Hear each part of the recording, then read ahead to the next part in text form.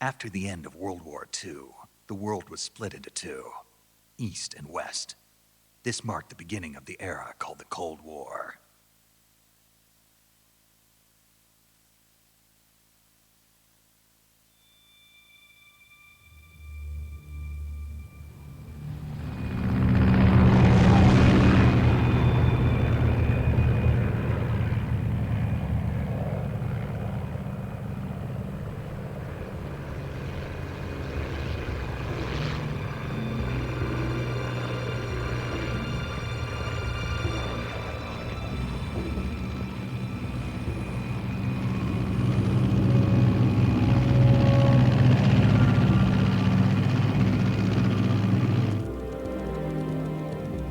Flying over Pakistan, altitude 30,000 feet. Approaching Soviet airspace. 20 minutes to drop off. Commencing internal depressurization. Equipment check. Arm main parachute. All right. You ready to go? Drop zone still showing a high pressure mass. Cav okay. Good. We've got high visibility.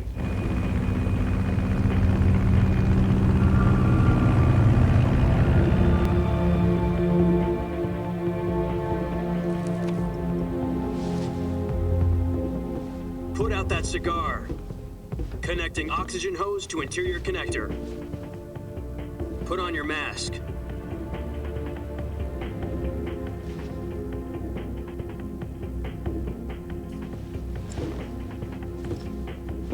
Does this panty waste know what he's doing? Approaching release point. 10 minutes to drop off. Hey, are you deaf? He said put out the cigar and put on your mask.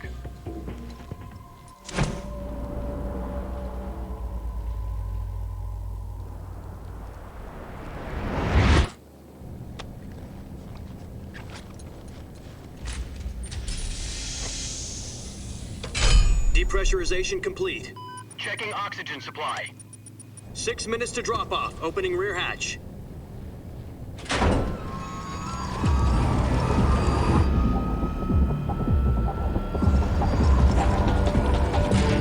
Sunrise.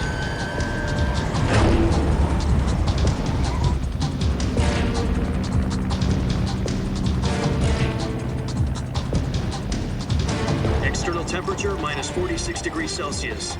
2 minutes to drop off. Stand up. You'll be falling at 130 miles per hour.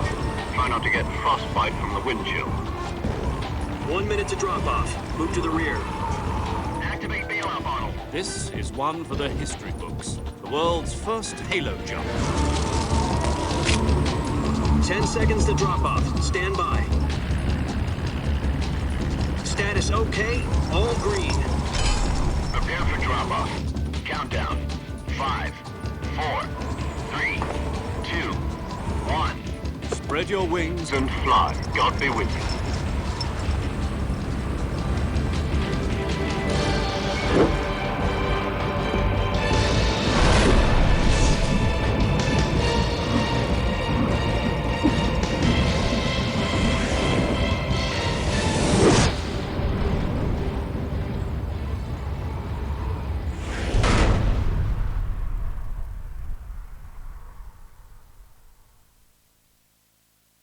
Jack, I've got some important news.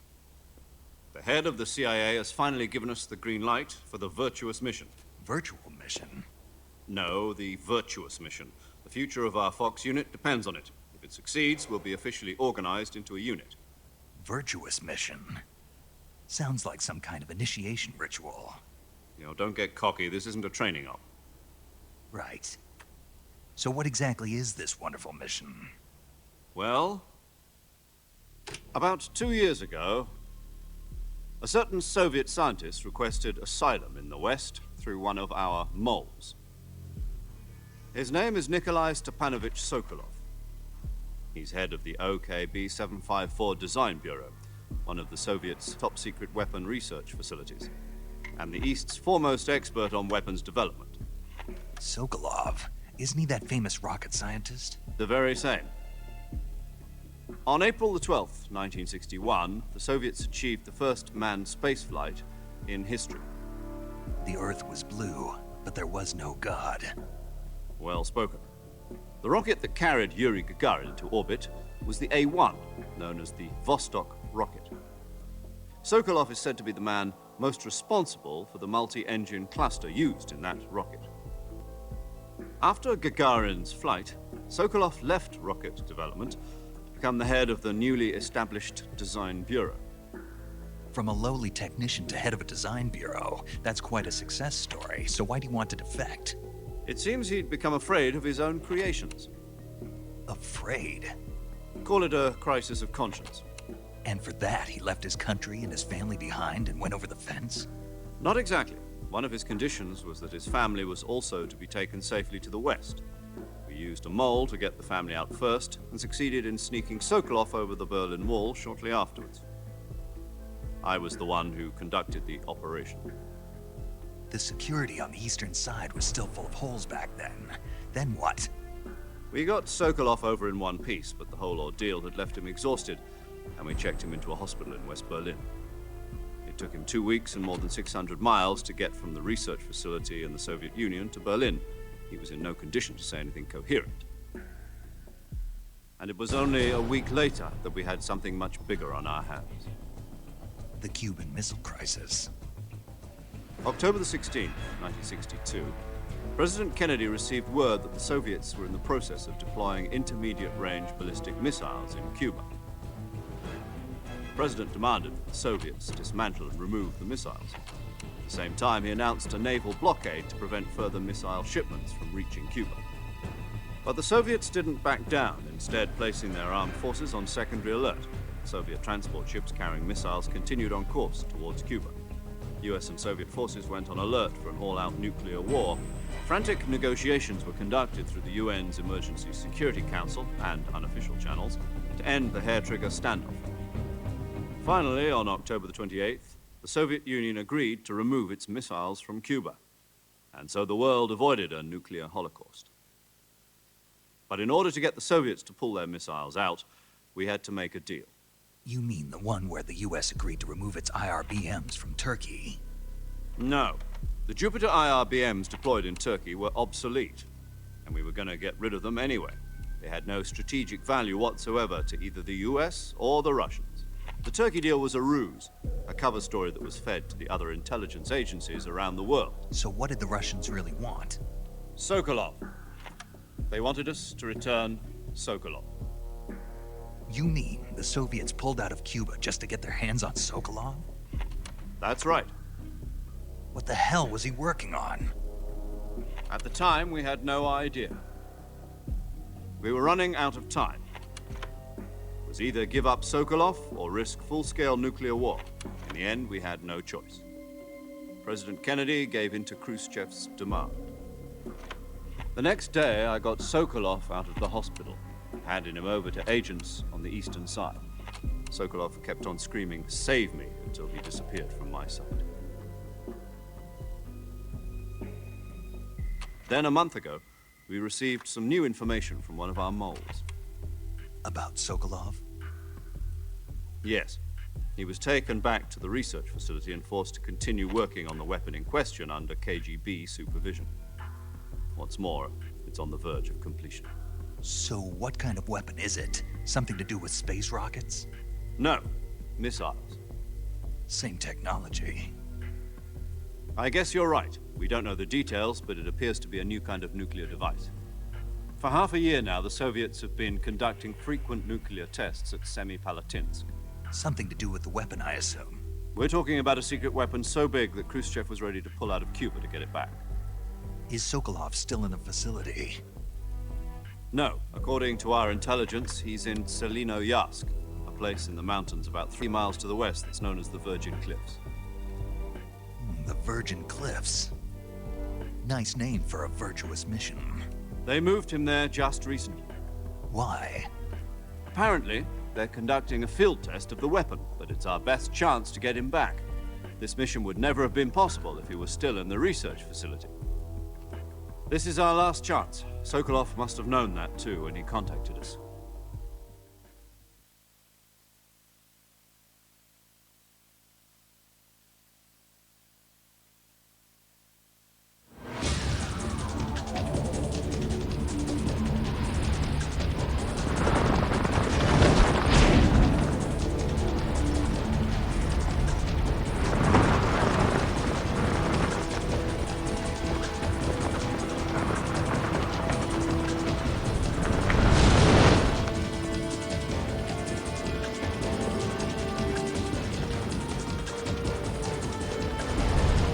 Listen up, Jack. Your mission is to infiltrate Selino Yask in the Soviet mountains, ensure the safety of Sokolov, and bring him back to the West.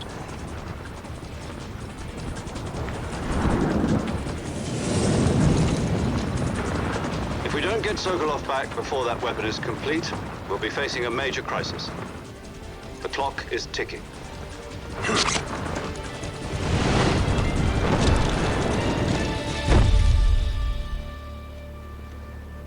Once we've confirmed the rescue of Sokolov, stand by at the recovery point. A recovery balloon will be dropped at that point. Helium will be pumped into the balloon to inflate it. The process takes about 20 minutes. Once it's complete, the gunship's arm will latch onto the balloon and pull it up. The Fulton surface-to-air recovery system. I'm familiar with the theory. Take it easy. It's been combat-proven. Do you think Sokolov is up to it? The shock will be less than during a parachute jump, and the arm can handle up to 500 pounds. So you're planning on going over the border in a single combat talon? She's equipped with two 6-barrel 20mm Vulcan cannons, as well as two 40mm machine guns. Sounds like she could hold her own against a battalion of tanks. Even with the fuel in the reserve tank, we're facing a 4-hour time limit. If all goes well, it shouldn't take more than a few hours. Home in time for dinner. But if anything goes wrong, you'll be eating dinner, breakfast, and all the rest of your meals in the jungle.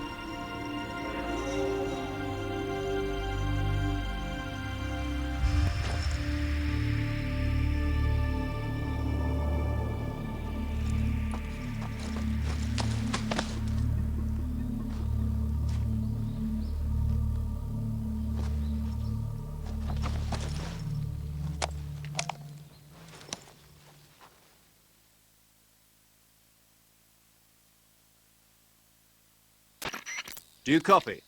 You're already in enemy territory, and somebody might be listening in. From here on out, we'll be using code names to refer to each other. Your code name for this mission will be Naked Snake. I'll be referring to you as Snake from now on. You're not to mention your real name. Snake? What, you don't like snakes? What do you mean? Well, you've eaten one before, haven't you? In survival training? I'm glad to hear that. I don't know if I'd ever order one in a restaurant, but... Be careful, you might not have a choice. What about you, Major? What should I call you? Let's see. I'll be Tom. Call me Major Tom. This will be a sneaking mission. You must not be seen by the enemy. You must leave no trace of your presence. Is that clear? This kind of infiltration is the Fox unit's speciality. In other words, weapons and equipment are procured on site. That goes for food as well. You're completely naked, just as your name implies. Great. Now I see why you asked me if I like snakes. I suppose calling me Snake was your idea of a joke, too. No. There's a good reason for that. I'll tell you later when the time is right. Gotcha. Getting back to the subject, how exactly am I supposed to feed myself? You've been issued a knife and a tranquilizer gun. Use them to hunt for food. You'll also find some medical supplies in your backpack. Yeah, about the backpack. I lost it in a tree on the way down. I see. Well, you'd better go back and get it then. You know where it is? No problem. I can see it from here. It's stuck on a branch. To climb a tree, stand in front of a tree that's covered in ivy and press the action button. I'll be monitoring your progress over the radio. We can't risk violating Soviet airspace, but I'll be in the gunship. My frequency is 140.85. I'll give you a call if I need to talk to you. If you need to talk to me, use the send function. Okay, Snake, go get your backpack.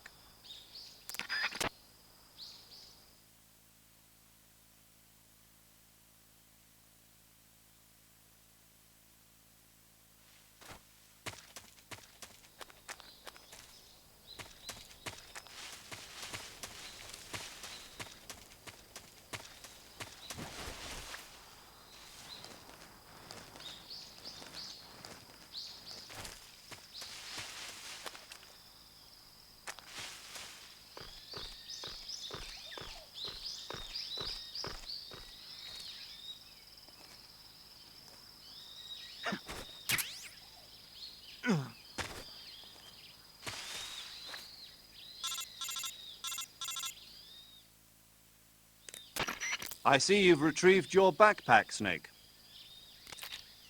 To equip a weapon, it's necessary to take it out of your backpack.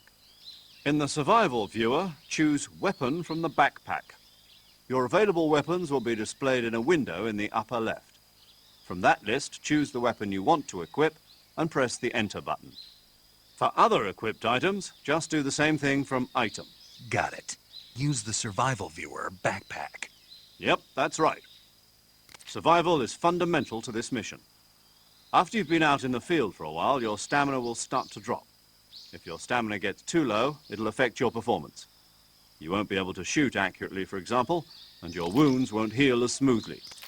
Keep an eye on your stamina so you don't run out. To recover lost stamina, you can hunt for local flora and fauna. You can use either your tranquilizer gun or your knife to hunt. My only weapon is a Mark 22 Hush Puppy tranquilizer gun? That's right. It's been fitted with its own suppressor. However, the suppressor will deteriorate every time you fire. Once its durability reaches 0, the noise suppression effect will be gone. So don't get too trigger-happy with it. The suppressor's durability is shown in the icon. Any weapons and equipment beyond what you're carrying now, you'll have to find as you go. I have to find my own weapons and equipment? Whose crazy idea was this anyway? Solo covert actions are standard Fox operating procedure. You can't leave any traces of your presence. No weapons, equipment, footprints, sweat, or bodily waste. The same goes for bullets and cartridges, too. Your presence in enemy territory is already a violation of international conventions of warfare. There aren't supposed to be any American soldiers in Russia. It could spark an international incident. You can't let anyone see you. You can't let the enemy know you're there. This is a stealth mission. You're a ghost, Snake, in every sense of the word. And there'll be no rescue if you're captured. The military and US government will deny any involvement in the affair. Then I'll just have to take care of myself, huh? I'm afraid so. You've been given a fake death pill for that purpose. SIS guidelines stipulate that soldiers on covert ops like this one be issued a potassium cyanide capsule. Tape it to your body so you can take it when you need to. How generous of you. Use it if you're taken prisoner by the enemy. It'll send you into a state of false death for a short time. Fooling them into thinking that I'm really dead. So how do I come back to life? Just take the revival pill. You mean that thing they put in my tooth before the mission? That's the one. But be careful. If you remain in a state of false death for too long, nothing will be able to bring you back. Remember that. I'll keep it in mind. You said this was a solo mission, right? Right. I guess that means I can't count on any reinforcements. Correct. The mission rests entirely in your hands. A real one-man army. Relax. There's a support team ready to back you up over the radio. Who? I'll introduce them to you. This time, survival is of utmost importance. The first member of the support team will be in charge of monitoring your physical condition, acting as a medic, so to speak, as well as recording your mission data. She's a member of Fox as well, and she's here on the gunship with me. She? Hello, Snake. I'm paramedic. Nice to meet you. Paramedic. As in a medic who comes in by parachute. Aren't you going to tell me your real name? Are you going to tell me yours, Mr. Snake? My name, huh? It's John Doe. And they call you Jack for short. You're a regular Captain Nemo. A name means nothing on the battlefield. After a week, no one has a name. What's your name? Jane Doe. Very funny. I wasn't joking, but I'll tell you my name only if you manage to make it back alive. My frequency is 145.73. She's also in charge of recording your mission data. Whenever you want to save, send a message over the reserved save frequency, 140.96. So saving lets me record my mission data. That's right. It also records the state of your health. Good to know. There's one more person I want to introduce you to, Snake. Huh? Speaking of snakes, you remember the boss, don't you? A legendary soldier and your mentor. Actually, it was the boss that got the DCI's authorization in the first place. She's going to be serving as Fox's mission advisor. Boss is? She also helped me plan this mission. She and I were at SAS together. Jack, is that you? How many years has it been? Boss? That's right. It's me. Talk to me. Let me hear your voice. It's been 5 years, 72 days, and 18 hours. You've lost weight. You can tell just by the sound of my voice. Of course I can. I know all about you. Really? Well, I don't know anything about you. What's that supposed to mean? Why'd you disappear on me all of a sudden? I was on a top-secret mission. You didn't need me anymore. But there were still so many things I wanted you to teach me. No, I taught you everything you needed to know about fighting techniques. I taught you all I could. The rest you needed to learn on your own. Techniques, sure. But what about how to think like a soldier? How to think like a soldier? I can't teach you that. A soldier needs to be strong in spirit, body, and technique. And the only thing you can learn from someone else is technique. In fact, technique doesn't even matter. What's most important is spirit. Spirit and body are like two sides of a single coin. They're the same thing. I can't teach you how to think. You'll just have to figure it out for yourself. Listen to me, Jack. Just because soldiers are on the same side right now doesn't mean they always will be. Having personal feelings about your comrades is one of the worst sins you can commit. Politics determine who you face on the battlefield. And politics are a living thing. They change along with the times. Yesterday's good might be tomorrow's evil. Is that why you abandoned me? No, it had nothing to do with you. I already told you, Jack. I was on a top-secret mission. A soldier has to follow whatever orders he's given. It's not his place to question why. But you're looking for a reason to fight. You're a natural-born fighter, but you're not quite a soldier. A soldier is a political tool, nothing more. That's doubly true if he's a career soldier. Right and wrong have no place in his mission. He has no enemies and no friends. Only the mission. You follow the orders you're given. That's what being a soldier is. I do whatever I have to get the job done. I don't think about politics. That's not the same thing. Sooner or later, your conscience is going to bother you. In the end, you have to choose whether you're going to live as a soldier or just another man with a gun. There's a saying in the Orient, loyalty to the end. Do you know what it means?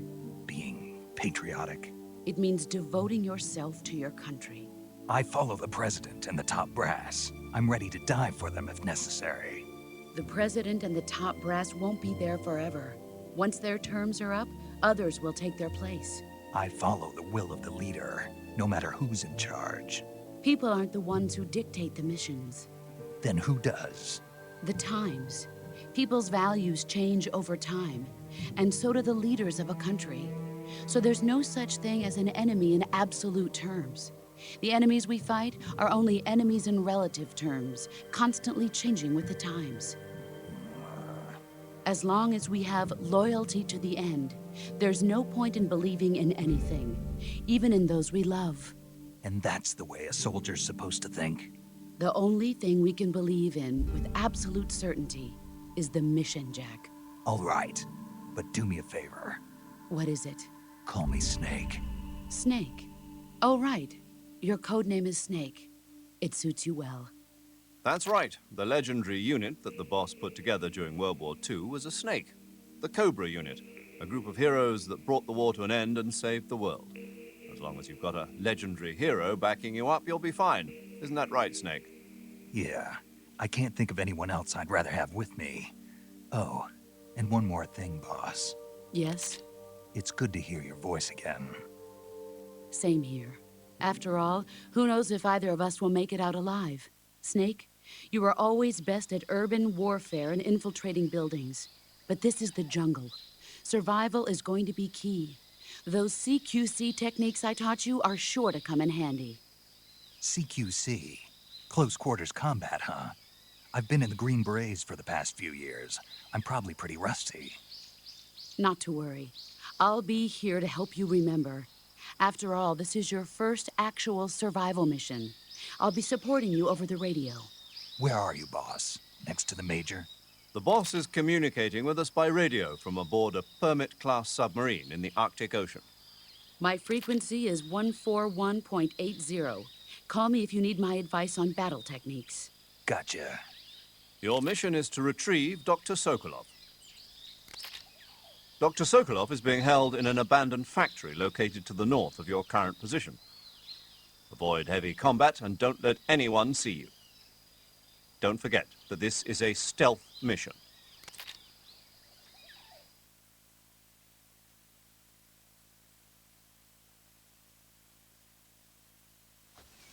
Snake, try to remember some of the basics of CQC.